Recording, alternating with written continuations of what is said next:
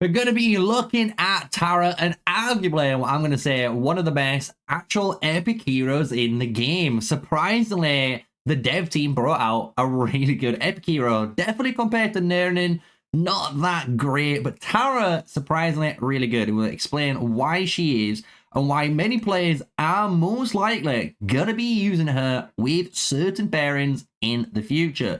So, if you enjoyed this video, you know what to do. Smash like, comment, and subscribe. My name is MrSneakyy, the one and only, and we're here on Call of Dragons. And the first skill we're going to be breaking down is basically very far. And you've got to remember, this is a overall based hero. So that means since it is very far, you know, mages, archers, cavalry, infantry, no matter what you want to try and run this hero with, you're going to be able to do that. So that's kind of cool, right? So her actual skill is a 500 healing factor, but you get a synergy bonus, which is giving you 20% hero skill damage, right?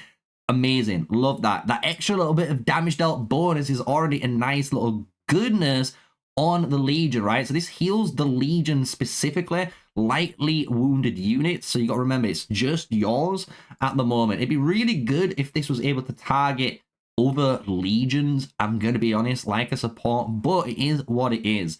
The real power of Tarra, though, comes in the second skill. So while in battle, Tarra is going to grant herself and 4 surrounding friendly legions, guys, 15% extra attack bonus and 10% damage taken reduction.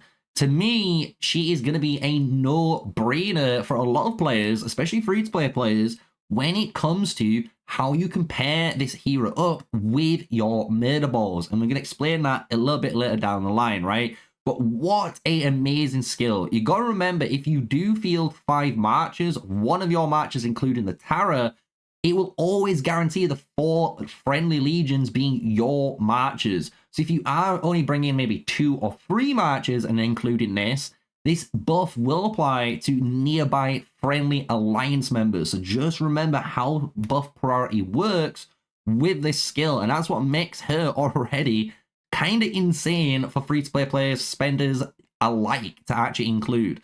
The really good thing as well, as a gathering hero, she has the highest in the game, 40% gathering speed towards mana. And that is just cracked, guys. This is insane. Obviously, the next hero as close to her is the Ordo with the 10% and 10% and the 10% load cap.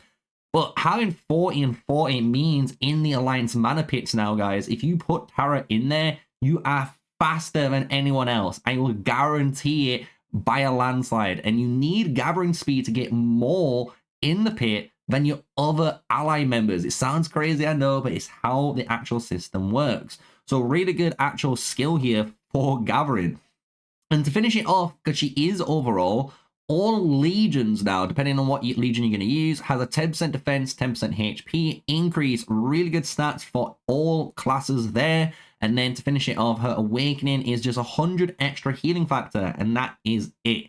So I do wish if they were going to do anything with this healing or this awakening skill, if there's a dev watching, I would personally buff it up. It sounds crazy, I know. You don't need to touch the synergy. You can keep the healing factor, but all I would do is add 1 extra line of text, which just has Foresight, and we know what Foresight does because it's a talent in your talent trees, and just put, after this legion casts its rage skill, generate 100 rage.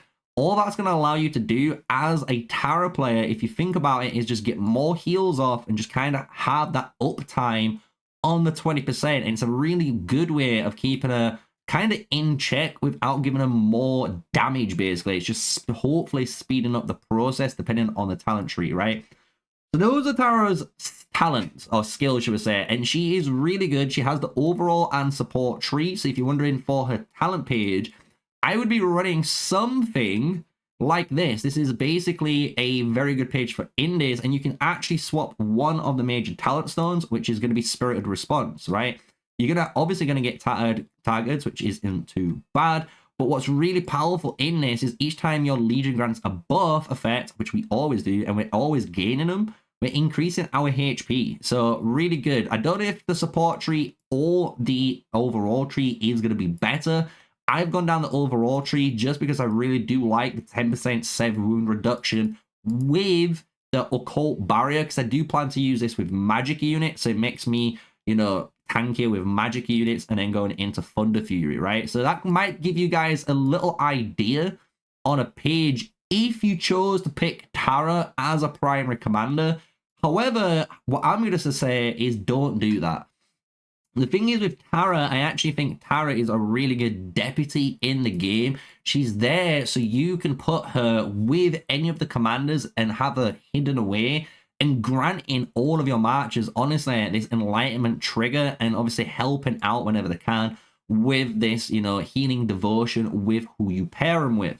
So the first pair and the obvious pair for me is definitely Indis. Obviously, Indis is going to be one of the best matches to put with Tarra. Because if you think about this now, with a Tarra Indis match, especially if Indis is the primary, with that talent page I am running, you're also applying Infirm onto targets. So you're obviously making them take 20% more. You're buffing all of your marches now with the Tarra in the back. And then on top of this, you're kind of tanky, right? 20% HP. She's giving you another 10% and 10% defense.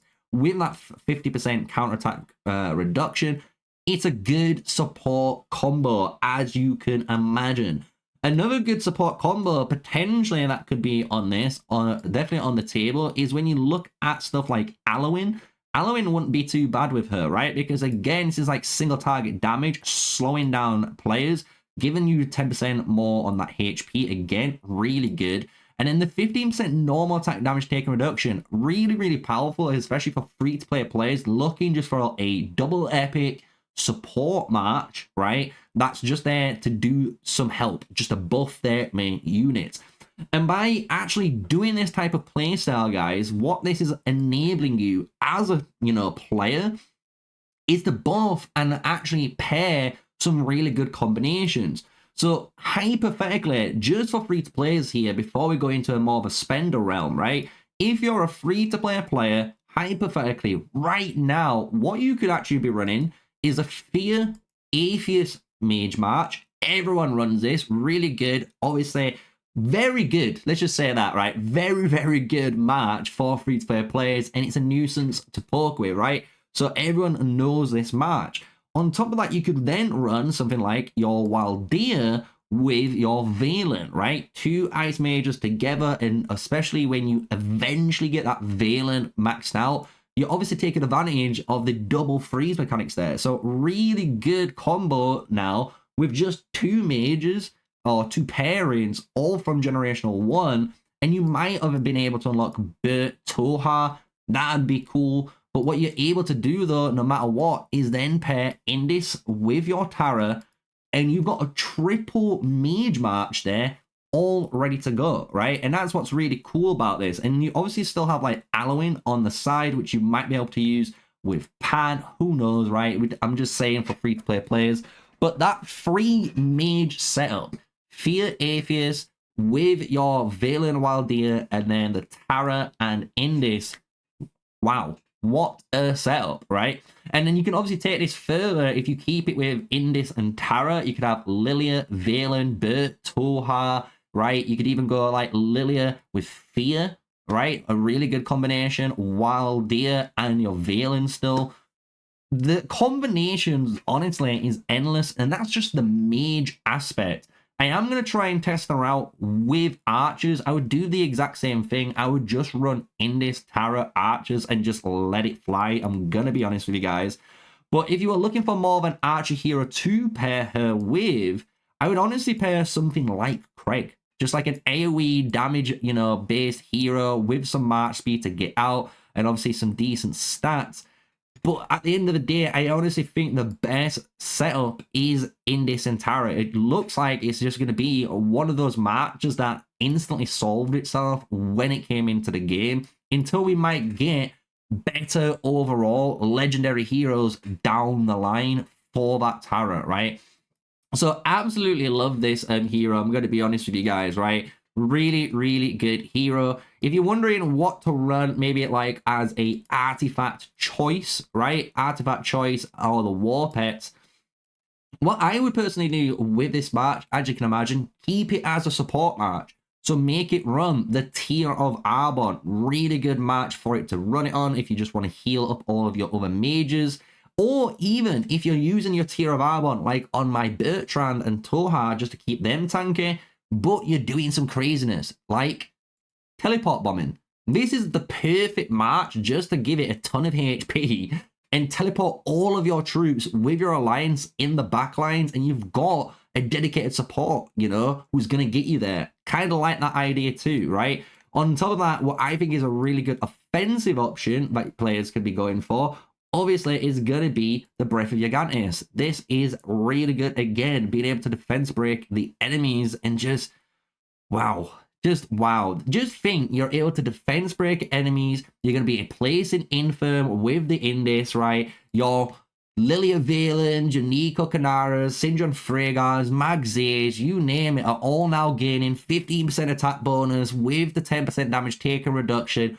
Whoever you're lasering down is just getting melted. So she is just honestly going to be helping with your Indis make your main 4 matches or your other 3, depending on how many you run, just makes them perform way better in the merit reports, right? So definitely Tarra, wow.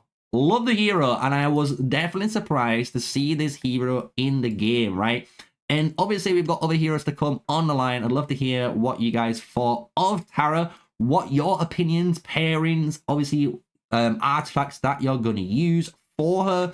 If you're wondering as a war pet, all I would use is either 2 war pets. Keep it simple. Have a Sand Lizard AoE healing so you can heal all your team. Or maybe this is time to bring out one of the lizards, right? Thunder Lizard, Ice Lizard, maybe is the GOAT, right? It's just straight up damage, straight up CC with the slow and AoE damage.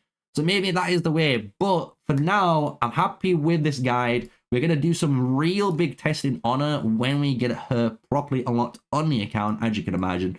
And we'll see how things go. So if you enjoyed the video, smash a like, comment, and subscribe. Until the next one, stay safe, stay sneaky, guys. Peace out.